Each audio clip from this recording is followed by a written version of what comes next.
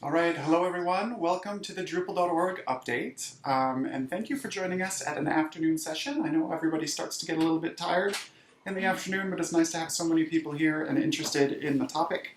Drupal.org is all about putting together the tools to serve the community, to empower all of you to then build Drupal. So I'll start off with a little bit of introductions. The top row here is the staff of the Drupal Association on the engineering side of the house. You can see we're all here today, so those are usernames and our names. You'll see us as we go. In the interest of time, I won't do one-on-one introductions, I think. We always run out of time. On the bottom row are folks who help with Drupal.org infrastructure. They are with other organizations and either sort of volunteer or part of in-kind trade agreements. So those are some other names and faces that you might see in the Drupal.org channel or the Drupal infrastructure channel on Drupal Slack, that sort of a thing.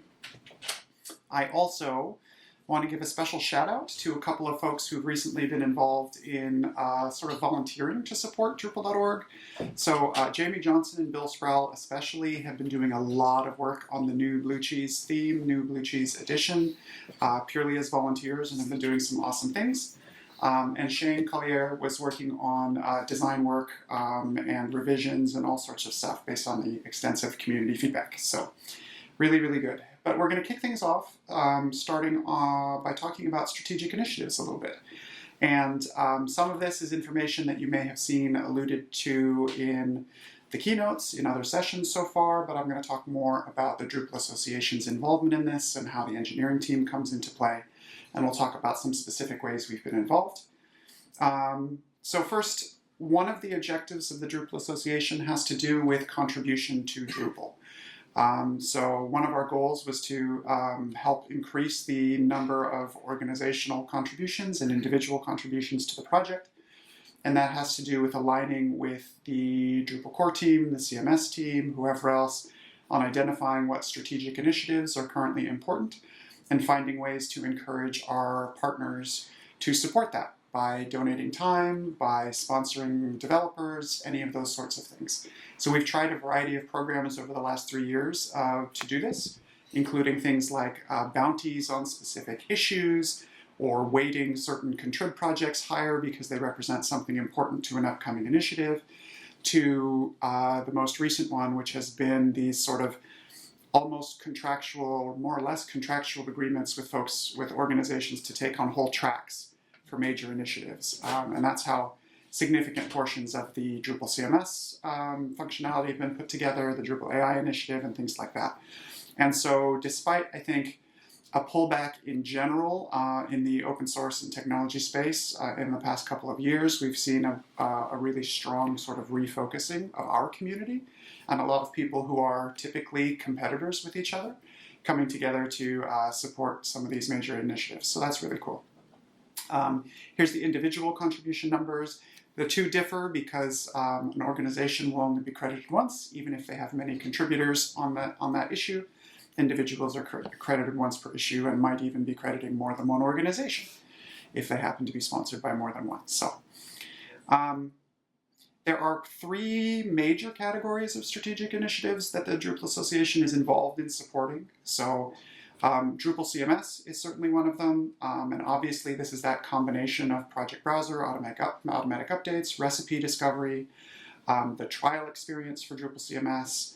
One of the things that we are doing following this 2.0 period is trying to solve the hosting problem of where people can actually use Drupal CMS once they decide they want to.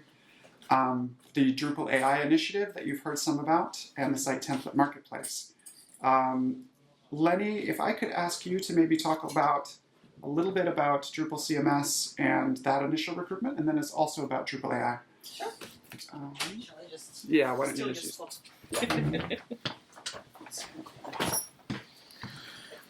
Yeah, so about the Drupal CMS, starting there, I mean, it's been very, by now we can say long journey, really, because it started back in Portland.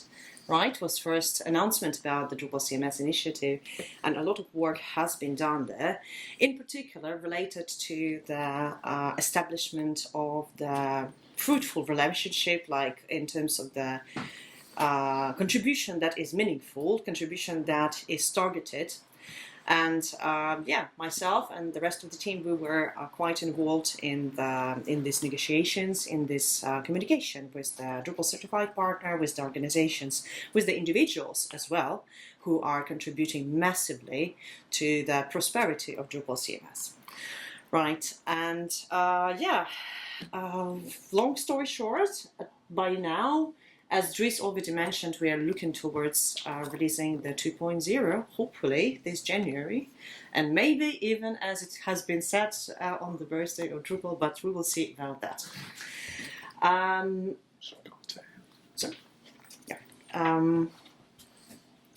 Then let's switch for a second, not for a second perhaps, to the Drupal AI initiative. And as you have, so you can see over here all the companies that currently are involved already and signed the agreements as the partners of the initiative. I want to say that it's not limited just to these 22, because there is massive amount of the individual also contribution going towards the AI initiative, and Marcus in particular and Valerie, they are doing a lot of work trying to help with any sort of questions that the folk that are interested, but not quite at the level to be able to put anything but their own time. So they could understand it better, and they could understand how they can contribute once again in a meaningful way. They also are busy with the all sort of things, including the code reviews, etc. But let's talk about what we achieved so far with Drupal AI, because this initiative is quite new, but it is evolving in a very, very rapid manner. So it has been announced, think about it, only on the 9th of June, right? So it's been, about 4.5 months since the announcement. And by now, what we've got 22 sponsors that signed up, and we have quite a few considering already, and we hope that that number will be even more impressive by the time of DrupalCon Chicago. We have over 1 million investment. It's the most massive fundraising that's Drupal known so far, right? And when we're talking about this 1 million, quarter of it, more or less quarter, I think it's around 260 or 270, 100,000. It's in cash, and the rest is in kind, meaning that it's time that people actually are putting into the initiative to performing tasks, not only about the coding, the creation of the module, etc., but also it's enormous work around marketing.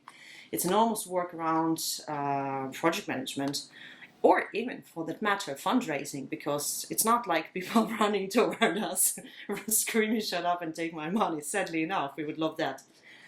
And also, what is happening from the technical point of view, we have regular releases, and we have, I think that's weekly at the moment, updates on what is happening, what is changing, in order to keep everyone in the community informed.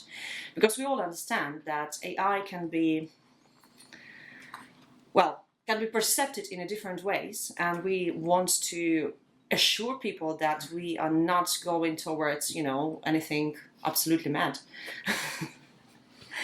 And also, that part I absolutely love, that AI module has been adopted by many companies, many institutions.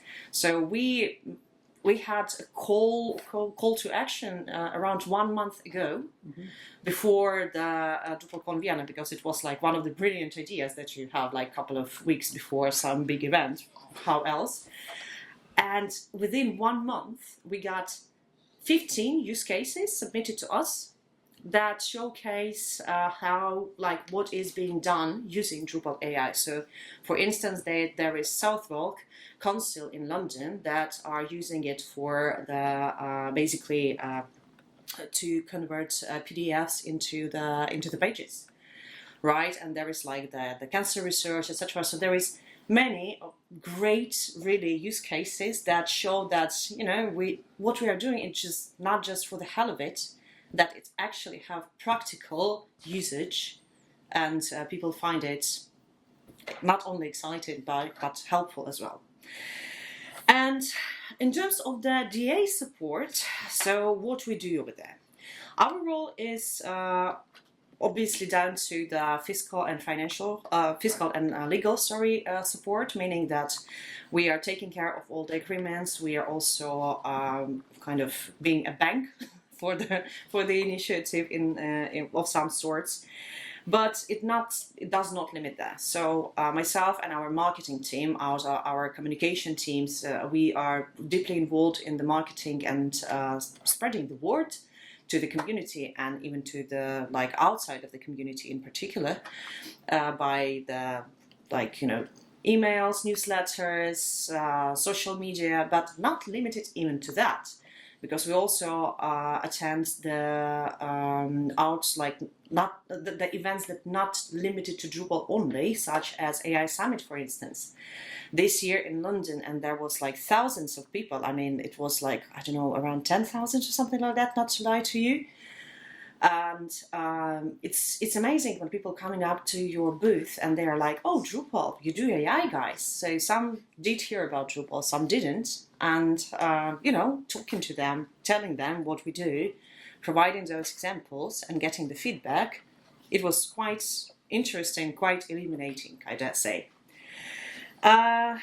Also, in terms of marketing, we help with the guidelines and the outreach, as I mentioned. But obviously, we also are in charge of the technical guidelines, because we want to make sure that everything that is used and how it is used as well, it's within the values that we have at heart at all times. So for instance, that all the code, yes, we are talking about, for instance, the early access, right? So that was something that some people were very skeptical about. But we are making sure that all the code within this initiative will be open after a certain amount of time. That's basically it being polished up. And then everyone can, the code will be open actually even sooner, I believe. It's more about the recipes that will be pretty much given to sponsors. yeah, under lock and key, for obvious reason that we want them to be nice and shiny when they see the world. Right? And of course there is fair amount of the operational support. So when it comes to, aligning the processes, not only between the DA and the initiative, but inside of the initiative, we are very much involved there and provide our expertise in that relation. And yeah, so if we're talking about Drupal AI initiative, you can see the providers, the list of the providers that currently are available, and it's only growing really. Yeah. So hopefully we will also maybe double that at some point. It may already be doubled. Yeah. And that's it, I think, from the AI. And due to unforeseen series of events, I need to run to another session. So if you have any questions, I will be here by the end of this session, back in this room, however ridiculous that sounds. And I will be here all day tomorrow and the rest of the day today. Awesome. Thank you, Tim. Thanks, Blaine. Cheers. So, and then the last area of significant strategic support that we wanted to talk about is with the site template marketplace. So Dries talked about this as being the sort of next generation effort, the culmination of what's the Drupal CMS project is doing, what the AI initiative is doing, what all of the efforts to make the power of Drupal more accessible to regular users are sort of coming together to be, is the creation of the site template marketplace and this concept of site templates. So the DA specifically is tasked with the marketplace build out. We have an approximate outline of how we want to achieve these goals. I'm not going to go through this outlined roadmap, but we have a sense of the different components we'll need, how we're going to handle tokens or license keys for these templates, commerce solutions, whether we need a private composer endpoint for the installation of these things, whatever it might be that we might need, we're going to begin the evaluation of that.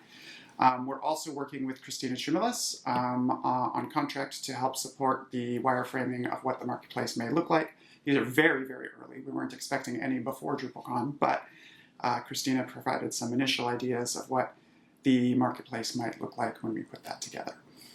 So I'm going to keep going. I might even accelerate a little bit because we never have enough time. But I did want to pick up on funding our work. So if you were at the opening message and you heard Tim Doyle, our CEO, speak, you may recognize this 10-euro note. I understand that. Yeah, so let me see if I can attempt to explain this. What we did is we looked at the budget of the Drupal Association, especially the things that are aligned to engineering services or infrastructure, and annually, and then the number of sites, and we looked only at modern Drupal, but the number of active sites out there, and did some simple division, and said we spend X number of dollars per site on supporting everything to do with the technical side of Drupal to support the end user sites that are out there. So keeping the update servers online, keeping the contribution tools online, all of that costs us approximately $10 per site. This is Drupal sites on the internet. Yes, on the internet, all of them. Supported modern Drupal sites. Yeah. Again, Okay. looking at Not including Drupal 7. not including Drupal 7 in this estimate. That makes but more sense. Yeah. Although even with, it doesn't change the numbers too much. A month? A year. A This year. is about, if you took our current budget and divided by the sites, it's about how much we spend per site per year. And then this was, so yeah, and so this breaks down, where does that money come from? Like what happens? Where do we kind of pull that together? And in the slide that you saw from Tim Doyle, you saw that $3 of it comes from DA revenue programs. This is like the supporting partner program, proceeds from ticket sales to DrupalCons, those sorts of things, that kind of fundraising. About $4.50 comes from our job as a staff negotiating free services or heavily discounted services for direct infrastructure tools. And about $2.50 is things we would love to do or positions we'd love to have on the team that are still unfunded. And you can consider those deferred or delayed maintenance, right? When you ask why is X subsite still on Drupal 7 for Drupal.org, right? For example, that's where that is. We have enough people to focus on the highest of the priorities, but not everything can kind of make that list. And there's another way to look at this. Hopefully it's kind of useful, right? This is the cost of activities, approximately. The approximate cost of staff, of infrastructure, of just other IT services, or the unfilled costs, and this is where the money comes from. So among other things, you start to see that if we didn't do in-kind trade, just what we got from community memberships and donations wouldn't even cover the infrastructure, right? All that kind of stuff. So we want to try and give people a more accurate picture of what it takes to run everything we do. And yes, our infrastructure cost, if we were paying every dollar, is about 1.5 million, not counting staff, to keep everything running for Drupal.org. So again, where does all of this stuff come from? We talked about this a little bit. Primary sources for DA revenue, certified partners, sponsorships, memberships, some services, etc. The in-kind support comes from negotiations with companies. A couple of those are Drupal-related organizations. Tag One helps us with infrastructure services on Drupal.org. Palantir helped with the recent redesign of Drupal.org. And then we have relationships with all of these commercial organizations for, like I said, either free or discounted services to try and support what we're doing. And that's how we make up the majority of the engineering budget, is in these things that we've negotiated. And then, again, those unfunded things have to do with, result in projects that outnumber the engineers, being able to do the 80% but not the 20%, and those hard choices about which things we're prioritizing. So, but speaking of those things we did get to prioritize, we'll go through a couple of our recent projects and celebrate at least one that you've definitely all been waiting for, but we'll get there. So let's start with talking about showcasing Drupal. So let's see, Neil, maybe I'll hand it to you first to talk about the Drupal CMS trial a little bit. I didn't work on that one. Oh, well, fair enough. You worked on the form to get there. Oh, okay. I did lead form on that page. Yeah, no, fair enough. No, but the two of the things that are new are the Drupal CMS trial and the Drupal AI trial, both of which have just launched in new versions basically as of last week or even this week. So Drupal CMS trial was a hosted trial with a partner. If you checked it out anytime since like June or something like that, it is now not that. It is now a new iteration of the desktop app. So you can download the desktop app, use it forever, kind of build out and play with Drupal CMS as much as you want. But it now does collect some information when you're downloading it for us to use to help reach that audience, to understand who's actually looking into Drupal and begin to understand that folks and potentially connect them to partners and hopefully fund more of our work. Similarly, the AI trial, I'll mention this one too real quick before we keep going. The AI trial, we're partnering right now with Amaze.io, who is one of the Drupal AI Maker partners, to provide AI demo experiences where you can select from multiple experiences with specific use cases. Because one of the early pieces of feedback that we've heard from many people, not just in Drupal, is that everybody has now heard that they need to care about AI and they have no idea why or what they're going to use it for. So the Drupal AI trial experience says, here's a trial that will show you how to use it for your like meta tags in SEO, or here's one that'll show you how to use it for content or how to use it for whatever. Gives you an idea of the actual practical foundation that you might care about instead of just the buzzword. So those are some of the things going on. Part of the revenue generation to try and keep all of these things going. But yeah, let's get into some redesigns on the other showcase content. So either Neil or Brendan, if you'd like. Yeah, I can talk about case studies. I know about those. So case studies are the first content type that we're porting from our old Drupal 7 site to the new site. The Shane saw in one of the earlier slides worked on this design, and then Bill did a lot of the implementation. And then I realized we can't just do like a view only. We do have that as a preview, but we're editing the case studies over, so we're running into all the we've been working on this project long enough for it to have technical debt. Like the fields were set up not quite right because we didn't realize the right fields to set up a couple years ago when a volunteer gave us a bunch of migrations for free. Stuff like I wish I connected this earlier, but we should migrate the URL aliases and redirects. So Fran got that done, started this week. 2 in the morning. Today. So a lot of the problems we'll have to solve to make the next content types easier. This is available as a preview on new.drupal.org/case studies, but it's not launched yet. And then another area you probably saw mentioned in any of the marketing-related talks is the relaunch of a bunch of industry-related case studies. So there's some for AI specifically. I think 17 dedicated pages for industry use cases around AI have launched, and we've relaunched some of the general feature pages about industries. So B, do you want to speak a little bit to some of this? You reviewed some of that code. Yeah, it's been a pretty big overhaul. Clearly, it's a big visual improvement. It's a lot more engaging.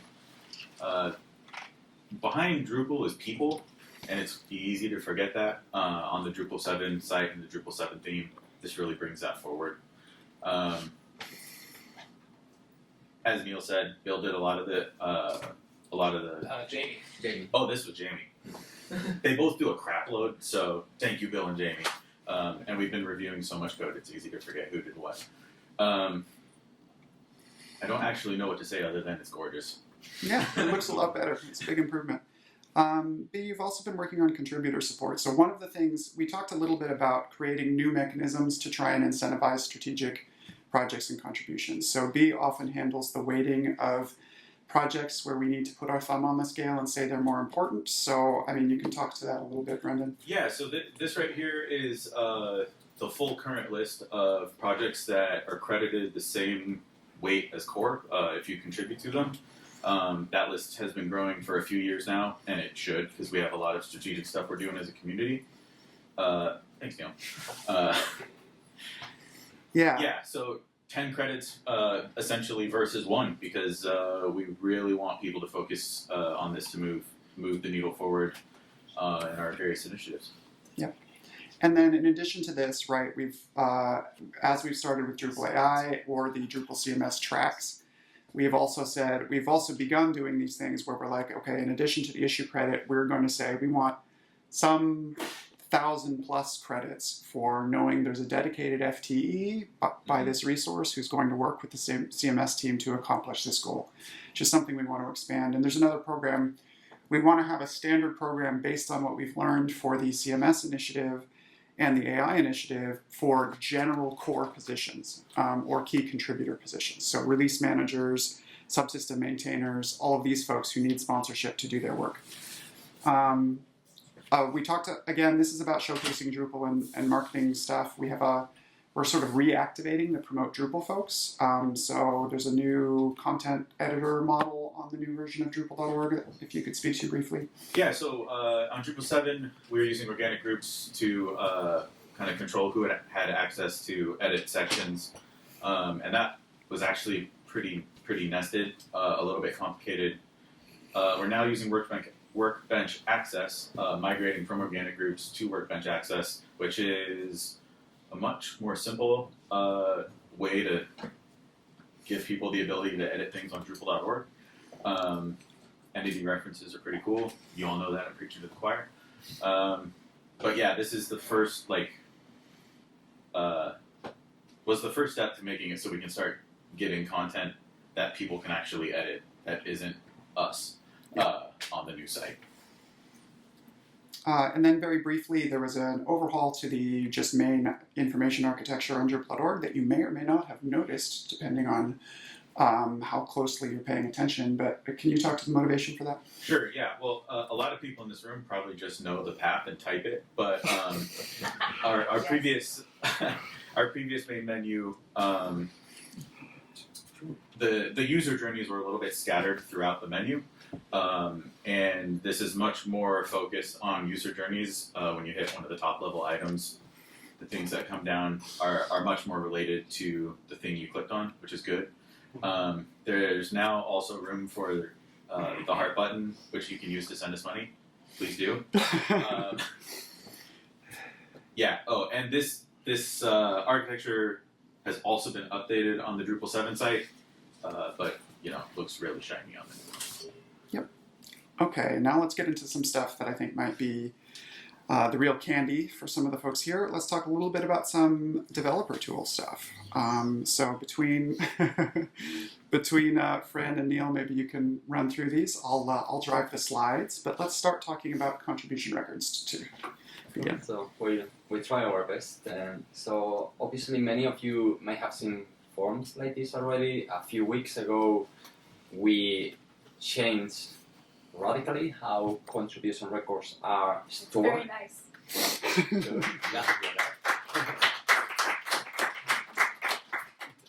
So yeah, we really changed. It was a kind of all or nothing sort of change. We moved from the old system into the new system. Contribution records, it stores the same information as before.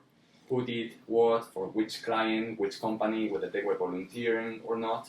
But it does it completely on the new site. This is not data that we migrated from the old to the new. We are storing all the information now on the new site. And most importantly, we did this to unblock the possibilities of contributing from different sources. We have Drupal.org issues, which we all know, and I think we are all kind of waiting for GitLab issues, which we will talk in a few slides. So with this new system, we can plug an issue from Drupal.org and it will read all the information from it and allow crediting the people. It will allow plugging issue from GitLab and allow crediting. But most importantly, it also opens the possibility for new contribution sources that could be localized.drupal.org, people translating strings, or why not a GitHub project or a GitLab.com project. So obviously those are not implemented yet. We are going baby steps. I mean, they're kind of giant baby steps. But yeah, we're focusing first on our internal issues. We are going to migrate them to GitLab. But as I said, this system is it's allowing you to pull information from issues, even from merge requests related to those issues, and it's kind of foolproofing contribution records storing for the future. Yeah, okay, listing. So this was as well relatively new. So when we did the transition, we actually were using JSON API endpoints from the old site to read from the new site, then process it and then show it. And you may have seen that for a few weeks that was a bit slow. If you were checking credits for your organization or even your profile, it would take a few seconds to load. But this is something that now we move completely to the new site. So we are displaying now all this information and filtering from the new site, loading it via Ajax into the old site. So all that information that you see on company profiles, on your user profiles, is actually reading from the new site. And yeah, the listing pages are kind of brand new, like a couple of weeks old, but so far it has improved the performance of page loading. And that's the idea, like move more and more things to the new system. Next slide. Cool. So I was typing something on my phone before. I wasn't being rude to Lenny while she was talking. We're going to talk a little bit about the issue migration. This is a topic that we started, not exaggerating, 3 years ago, I think, on Prague. I did a demo of a issue migration that Dries showed in the keynote. But then, so writing that demo, it was a lot of fun, and we could start to see what the future would look like. But then as we were pulling from that code, we realized that we needed to do a lot of things in between. It's not just easy as migrating issues. We needed to actually keep all the credit information.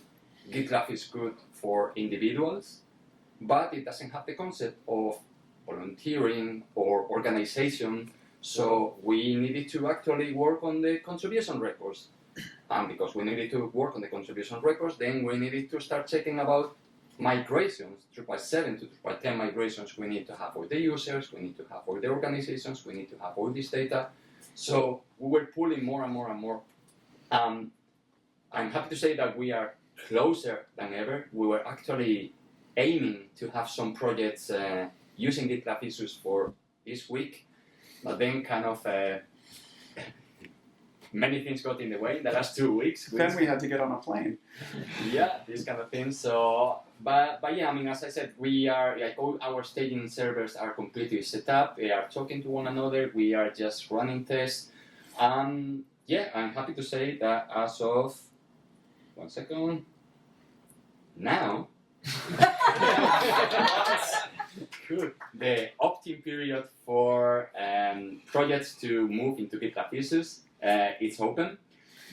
Issues will look like something like this. I mean, this is a screenshot that we took ages ago, and it still looks the same. We can see how most of the metadata on Drupal 7 issues will be translated into labels, but then we'll be getting the title, we'll be getting all the contents or the comments.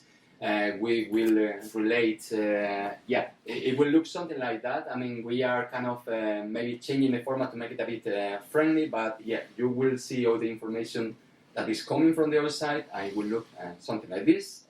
Go ahead. Once we have issues, that means that we will be able to have Kanban boards. Kanban boards will be defined per project, so each maintainer can define what's important for them and their project. Obviously, the needs of Drupal core are not the needs of a small Drupal project or Canvas or any other project. So they will be able to define Kanban boards and organize the issues. And obviously, I mean, if we've been helping on other projects, on whether it's on GitHub or GitLab itself, this UI is more familiar to many of us. So it is a big change, but it's not that we're changing to something completely new that we design. We actually wanted to use these tools because they are designed for that. So yeah, we're gonna get issue boards, and most of the data will be migrated as labels. And most importantly, the contribution record system is exactly the same. It's not gonna change. So that's why we did that change before. And once we migrate to GitLab issues, that's gonna remain the same. How to opt in? So I just put the message on the GitLab Slack channel. So if you just go to that channel, you will see it. But yeah, that's the issue number, and the idea is like, please send us your module if you're interested to be an early adopter of GitLab issues.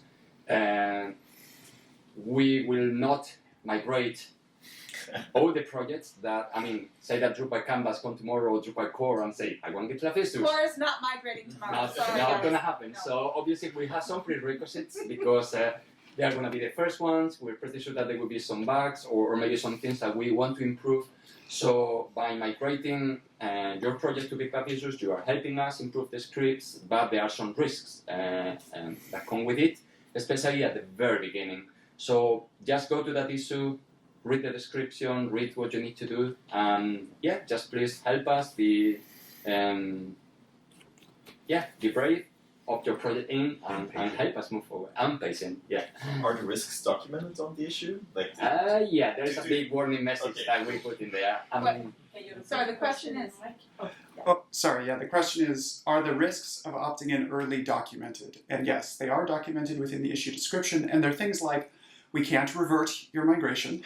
So you might find that some metadata didn't go where you expected, or maybe there's a partial migration problem if something were to fail. We've never seen that in testing, but who knows? The first contact with the enemy, we will see some issues. So we'll see. a very small follow-up question. There's Mike. Oh, sorry. Yeah, I'll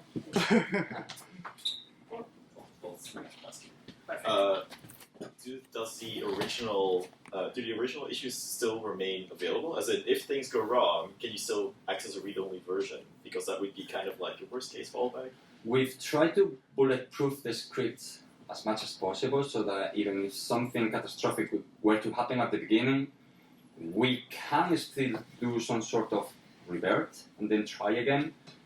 Initially, we are just setting the Drupal.org issues as unpublished, so we're not going to remove them, everything's going to be there. So the idea is that we're going to process it, send it to GitLab issue, then unpublish, and then create redirect. So that if you go to the old issue, you are redirected to the new one.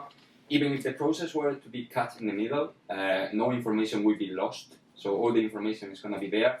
And we have some tools to kind of reverse. I mean, we don't want to promise.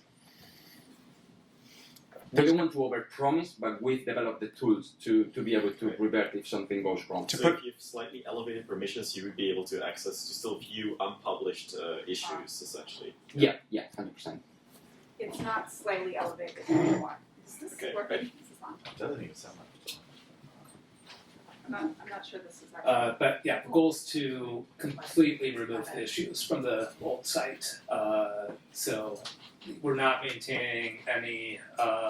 We're maintaining like our regular backups for catastrophic failures, but eventually the issues will just be gone from the Drupal 7 database.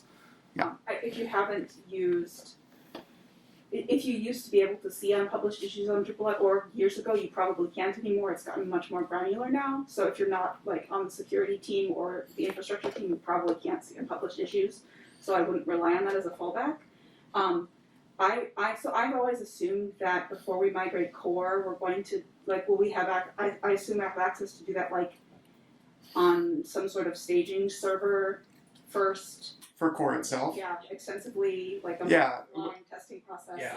I'm assuming we won't. Yeah, do I mean, that the testing process is the smaller projects go first, and we see how it goes and how long it takes. because core has all of the massive metadata with all the special tags and all that. So. Yeah. Core will probably, it may not be like the last of the projects, but core will be after we have had a pretty strong success rate of small to medium scale projects, for sure. And we do have a full staging environment where this kind of thing can be tested. It's just, when we're talking about opt-ins, this is your production opt-in to this. And to be clear, when Fran says we have a revert tool, it is not a revert on request tool. Yeah. It is our emergency recovery tool. So, yeah, you can't change your mind is the point if you're an early opt-in. Thanks for clarifying. Just And yeah, we've organically rolled right into the question period, so we're going to continue there. We've got about, well, that was the next slide, so we're perfect. So we've got about 4 minutes left. Please. Do you have some documentation? What's the difference between the issues on Drupal.org and the new on GitLab? Because kind of the Drupal community has learned this process to setting issues to its work and RTPC. Yes. Is that kind of supported, or what? How do we do it? So the good news is that there are some differences, but those workflow states will be re-represented as labels. Neil, yeah. I mean, the big difference is that GitLab's permissions are different. So the updating the issue summary and updating the labels, those are only doable by maintainers as far as I know. So, but I mean, the rest is, they're a comment thread with where you've, all the kind of social interaction other than the issue summaries is basically the same. Yeah. But that means as I as a maintainer need to work on all the states of all the issues? Not the states. The label changes. Yeah, so once you start working on the Kanban board for your project, I mean, as I mentioned before, the needs of one project can be different from others, so they will define the different columns of the Kanban boards, and you can automate the label creation. So if just by drag and dropping an issue from one column to another, it can create the labels for you. I mean, this is documented in the GitLab documentation. It's because we're effectively using that. We are migrating all the metadata from this event to GitLab, but then once you are on GitLab, it will be down to each maintainer how they want the workflow of the project to flow in that sense. Yeah, because as a maintainer, I like to go to my project and just ignore everything and check the RTPC issues. So I know somebody tested it and approved it, and then I just look at those, but now I have to do this search myself. Yeah, I mean, GitLab has been adding custom permissions, so that access might change. The other thing, I know for GitLab itself, they built a contribution site kind of like we have the dual Drupal.org versus get.drupalcode.org, and they have an out-of-band tool to update the labels for community members. So we could end up building the same thing since there's a need for it. Yeah, or a custom /command for /RTPC maybe. That might be a way to do it. Yeah. So there'll be a few things like that. But if you're opting in, you're going to help us find which of those are critical and which of those are just a difference in how we're thinking about it once we've used it. GitLab's a product, so the permissions and setup it has is what we're using. Yeah, we're not hacking core on GitLab. So yeah, I mean, if you have any project on GitLab.com or GitHub and you maintain it, then the flow is going to be pretty similar. I mean, yeah. That said, though, we do still have the fork management. That contribution record UI also has the fork management stuff. So the one difference is we have set everything up so you will not have 10 different forks of contributors all contributing to one GitLab issue. They'll be able to collaborate on the same forks and open merge requests that way, which is one of the really big things we did want to keep from the Drupal workflow. But yeah, I think the idea of /commands for key things like RTPC might be something we end up doing. If you want to see a demo for your own project, just ping me in the contribution room and I can just run the script on my local copy for your project so that you can see how it translates, or even just on a random project so that we can see kind of the implications of it. I'm happy to demo the whole script process that we're running. Honestly, that would be a great video on D.O. If you find the keynote, the segment that I did for Prague, for the Drizzt node, the process is pretty much the same. I mean, we've got really a trash command where we just put the machine name of the project or the node ID. It just goes through the issues and then creates the redirects for you. And then that's it. I mean, anytime that you go to the issues pages on a Drupal.org project, it will just take you to GitLab and then you see all the issues. I mean, I'm happy to Yeah, read I that think- video, but not a lot will change. And Maybe we'll pull it out though. You did recently do a series of blog posts about the contribution record changes. Maybe we'll just do another series about the issue ones and include I a think clip that was our plan, yeah, to write some blog posts about it, and we definitely include the video. So yeah, that's a good idea. So we have reached our official time. As usual, I like to include the joint contribution highlights, and in particular, in this case, because if you would like to see, as Fran has kindly offered and may come to regret, an example of your project being done on a local copy.